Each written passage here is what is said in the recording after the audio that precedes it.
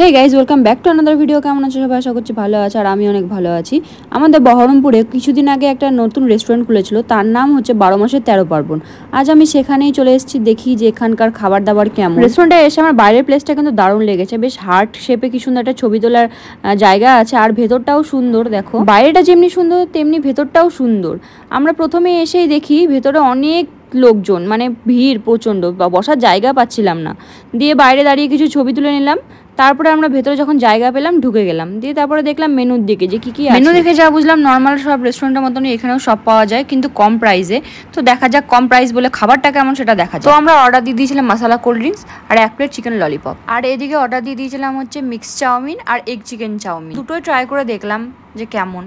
যাই হোক গাইস, খাবার টেস্ট করে যা বুঝলাম বেশ ভালো খেতে, বেশ ভালো টেস্ট আছে খাবারে। তো গাইস তোমরা যারা যারা এখন এই রেস্টুরেন্টে যাওনি একবার করে ট্রাই করে দেখো, বেশ ভালোই লাগবে। কম প্রাইসে ভালো খাবার, কথায় আছে না সস্তায় পুষ্টিকর, সেটাই হচ্ছে এখানকার ব্যাপার। তো গাইস ভিডিওটা আমি এখানে শেষ করছি, দেখা হচ্ছে নেক্সট ভিডিওতে। টাটা।